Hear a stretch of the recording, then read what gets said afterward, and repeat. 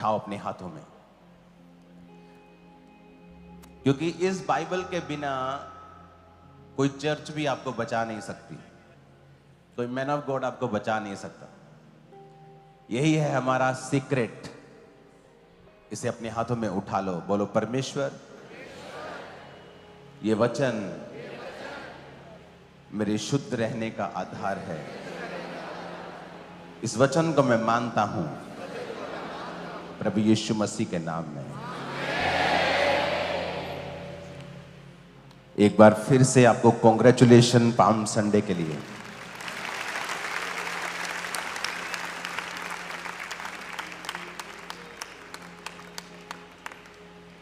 ये तो कितना ब्यूटीफुल किसी ने बनाया है पत्ते का।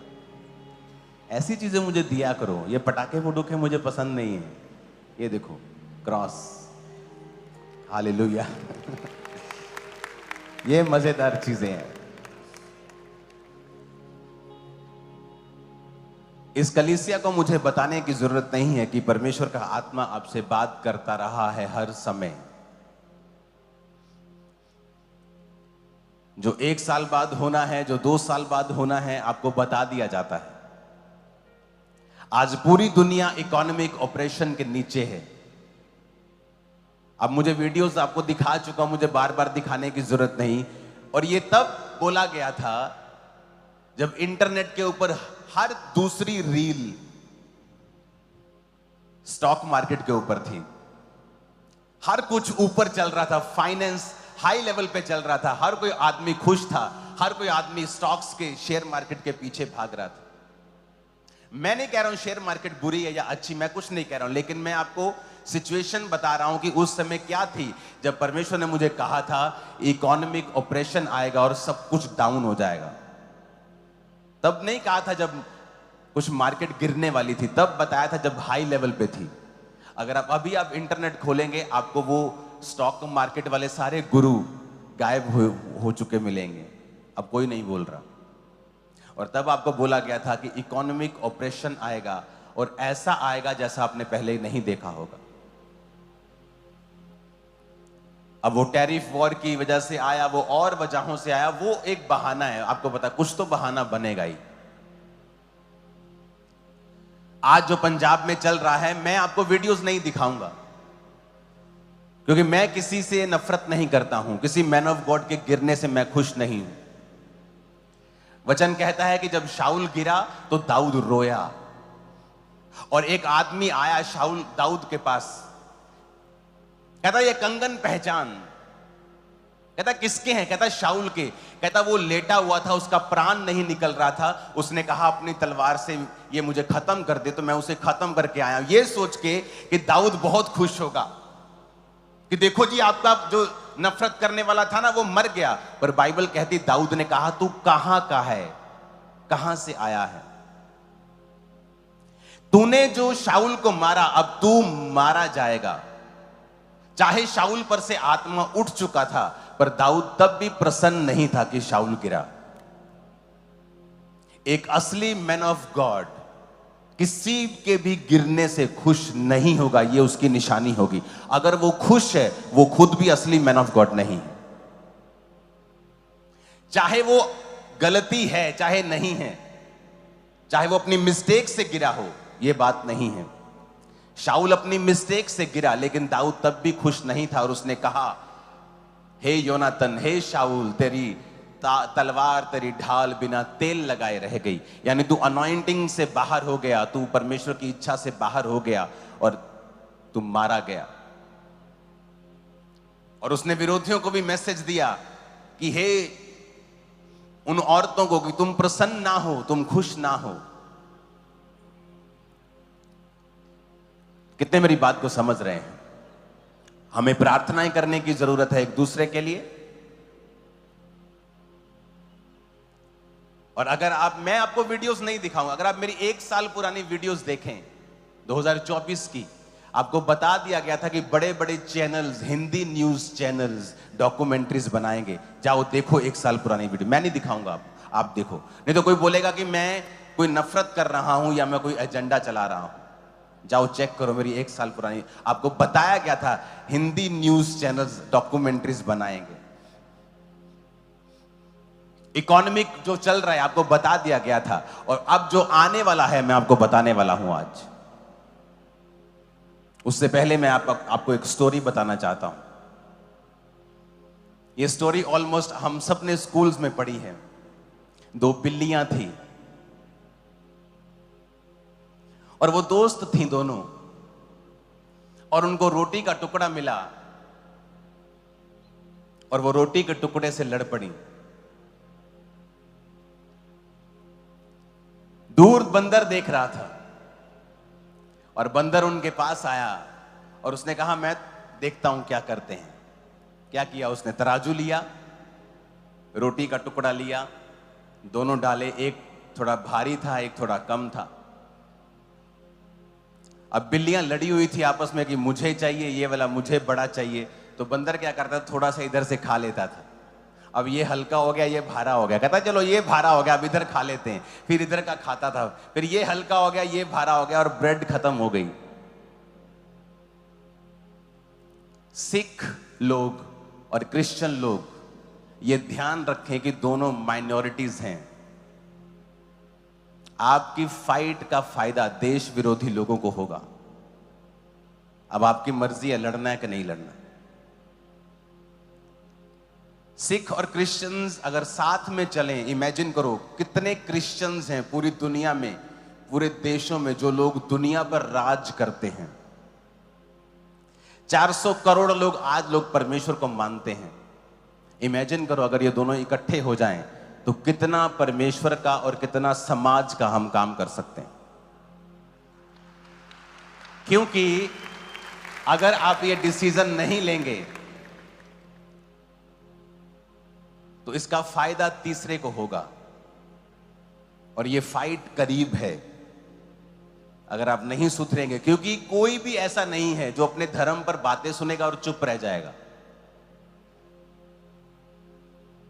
यहां तो छोटा सा एक अफसर होता है ना, पुलिस अफसर, अगर वो अड़ जाए, किसी चौकी का अगर इंचार्ज है मान लो, वो अड़ जाए तो वो बड़े अफसर की बात भी नहीं सुनता। अगर उसकी शान पे आ जाए, आन पे आ जाए या इज्जत पे आ जाए, वो नौकरी की परवाह भी नहीं करता। तो इतना बड़ा धर्म जिसे 400 करोड़ लोग फॉलो करते हैं, क्रिश्चियनिटी जो दुनिया का सबसे पुराना धर्म है, वो अपने पे बात कैसे सुन सकते हैं? लेकिन हमें एक बात सुनते हैं तो दूसरी बात दूसरे सुनाते हैं, दूसरा सुनाता है, फिर ये सुनाते हैं, और ये चीज लड़ाई की ओर लेके जाएगी और दोनों का नुकसान होगा। तो हमारे लोग, चर्च के लोग, ब्रांचेस के लोग, जितने सुनने वाले, फॉरेन ऑनलाइन चर्च जितने लाखों लोग सुन रहे हैं, आपको ये प्रार्थना करनी है कि ये दोनों कौम प्रार्थना में, आत्मा में चलें और मिल के चलें। मैं नाम नहीं लेना चाहता हूं, बहुत बहुत बड़े बड़े लीडर्स जिनका फोन आता है कि हमें मिल के चलना है। सिख लोगों का फोन आता है हमें मिल के चलना है। जो समझदार लोग हैं वो सब ये चाहते हैं हमें मिल के चलना है।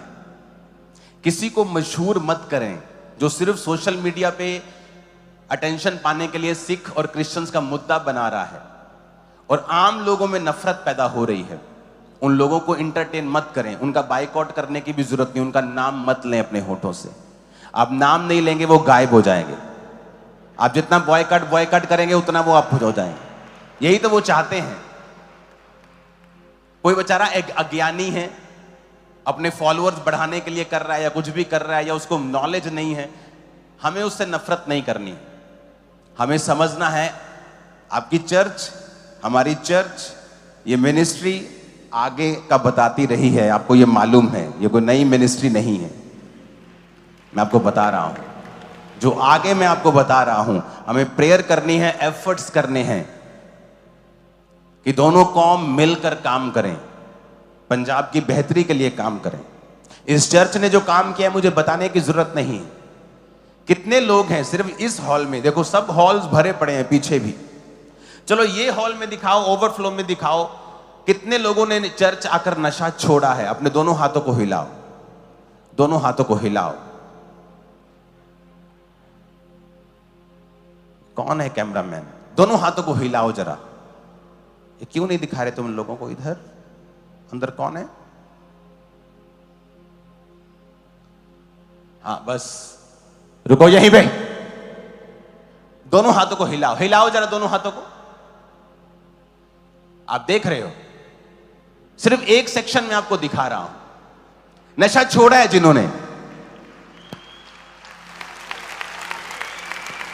ये पहले वाला फ्रेम दिखाओ जरा, और आराम से दोनों हाथों को हिलाओ जोर जोर से, ताकि फ्रेम में आए कि हां, जोर जोर से हिलाओ दोनों हाथों को। आप देख रहे हैं, आपको एंड नहीं मिलेगा। मैं वही तो कह रहा हूं, यहां तो लोग नशा छुड़ाने की बात करके हीरो बन जाते हैं, क्योंकि ये क्रिश्चियनिटी है तो लोग इससे नफरत करते हैं जानबूझ के। यीशु ने कहा, उन्होंने मुझसे व्यर्थ बैर किया, वो तुमसे भी व्यर्थ बैर करेंगे। मैं आपको चैलेंज करता हूं, इंडिया में कहीं भी अगर इतने लोगों ने एक एनजीओ के नीचे, किसी चीज के नीचे नशा छोड़ा हो, मैं अपना नाम बदल लूंगा। लेकिन, और ये सिर्फ एक सेक्शन देख रहे हो आप। अच्छा, दोनों हाथों को दोबारा हिलाओ जरा, जिन्होंने नशा छोड़ा है, छोड़ दिया है चर्च। आप एक सेक्शन देख रहे हो, चर्च का एक सेक्शन। गुरदासपुर में, फिरोजपुर में, हजारों ब्रांचेस में, ओवरफ्लोज में, वो अलग लोग हैं। अगर आप दिखा सकते तो ओवरफ्लोज में भी दिखाना, हाथों को हिलाते हुए लोगों को। जो नशा छोड़ चुके हैं, हाथों को हिलाओ, दोनों हाथों को जोर जोर से हिलाना। ये कौन है ओवरफ्लोज में जो लेडीज की तरफ बैठा है? जेंट्स की तरफ आपको लोग मिलेंगे। हाँ, हाथों को हिलाओ, दोनों हाथों को जोर जोर से। कितने मेरी बात को समझ रहे हैं?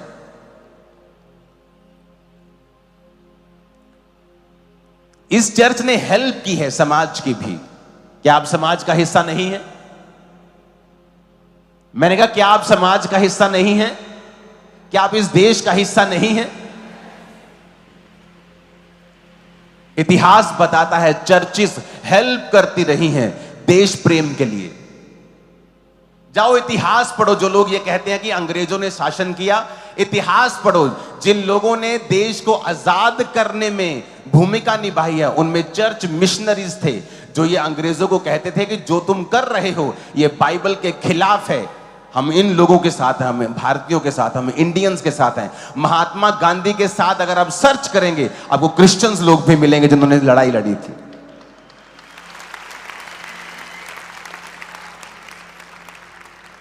क्रिश्चियंस आपको देश के खिलाफ एक्टिविटीज में नहीं मिलेंगे, वो आपको समाज की हेल्प करते मिलेंगे।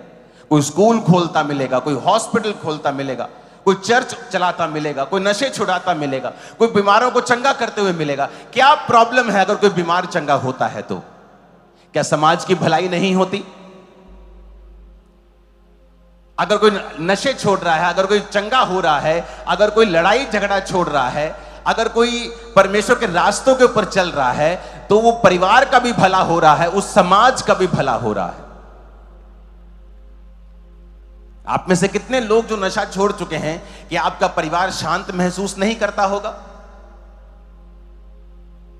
आप अपने छोटे बच्चे को, आपका पड़ोसी अगर नशे करता है तो आप उसके साथ घूमने भी जाने नहीं दोगे, लेकिन अगर आपका पड़ोसी अच्छा है, आप उसे बोलते चल बेटा चला जा। तो इमेजिन करो कितने पड़ोसी भी आपकी वजह से ब्लेस होंगे, कितने लोग, कितने मोहल्ले आपकी वजह से ब्लेस होंगे। जब एक आदमी गवाही देता है कि मैं चर्च में गया और मैंने नशा छोड़ दिया, उसके अंदर एक आस पैदा होती है कि अच्छा, परमेश्वर ने तुम्हें आजाद कर दिया। क्या वो एक आस पैदा करना किसी के अंदर, क्या यह भी भलाई का काम नहीं है? चर्च एक भी बुरा काम नहीं कर रही, एक भी देश विरोधी काम नहीं कर रही, एक भी समाज विरोधी काम नहीं कर रही। इसलिए चर्च आशीषित है, इसलिए परमेश्वर आपका ध्यान रखता है, इसलिए वो हमें ऊंचा रखता है, इसलिए वो हमें आशीषित रखता है। हालेलुया। अगर इस चर्च में फौजी आता है तो उसे हम प्रेयर लाइन में पहले खड़ा कर देते हैं, उसको रजिस्ट्रेशन कराने की भी जरूरत नहीं पड़ती। कोई पुलिस अफसर आता है तो उसको स्पेशल उसको खड़ा कर देते हैं प्रेयर लाइन में, क्योंकि जहां चर्च है वहां रोशनी है। उसने कहा तुम जगत की ज्योति हो, तुम चलते फिरते दीपक हो। अगर तुम मसीह में अच्छी तरह से चलोगे ना, तुम एक रोशनी हो। तुम मुंह खोलोगे, जीवन जल का सोता तुम्हारे मुंह से बहेगा। तुम जिस जगह पांव रखोगे, परमेश्वर ने कहा उस जगह को परमेश्वर आशीषित कर देंगे। अब जिस मोहल्ले में रहोगे वहां आपके कारण जीवन होगा। अब जिस परिवार में होंगे वो परिवार आपके कारण आशीषित होगा। जिस बॉस के पास आप नौकरी कर रहे होंगे वो बॉस का काम भी आपकी वजह से ब्लेस होता रहेगा, क्योंकि आप वहां पे मौजूद हैं, आप रोशनी वहां पे मौजूद है, शैतान का वहां पे कोई काम नहीं होगा। हालेलुया।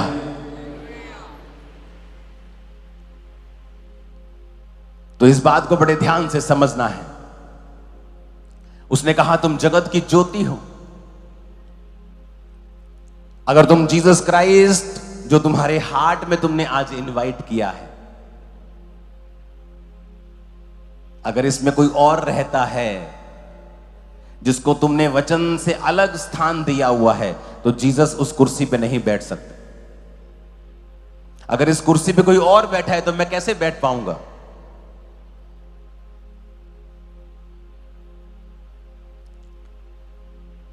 आजा, बैठ जा, बैठ, बैठ के वीडियो बना। अब सुनो, अब मुझे यहां प्रीच करना है। सुनो मेरी बात, अब मैं मन बना के आया कि मुझे बैठकर लोगों को अच्छी बातें बतानी है, जीसस क्राइस्ट के बारे में बताना है, उन्हें प्रभु की योजना बतानी है ताकि इनकी जिंदगियों में काम हो सके। लेकिन मैं यहां बैठकर ही प्रीच करूंगा।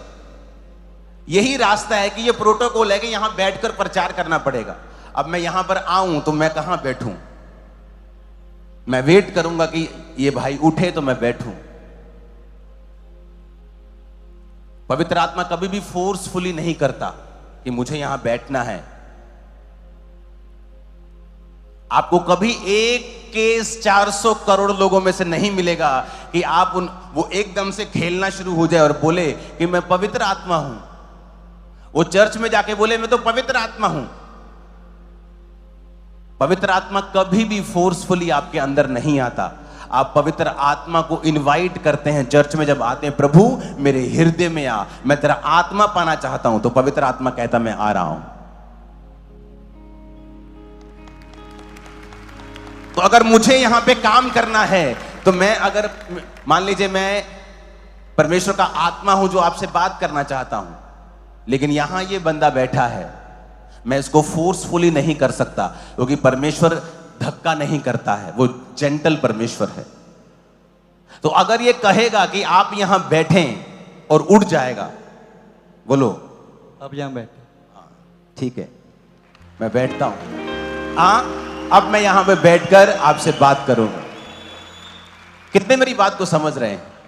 जीसस सेम ऐसे ही करते हैं।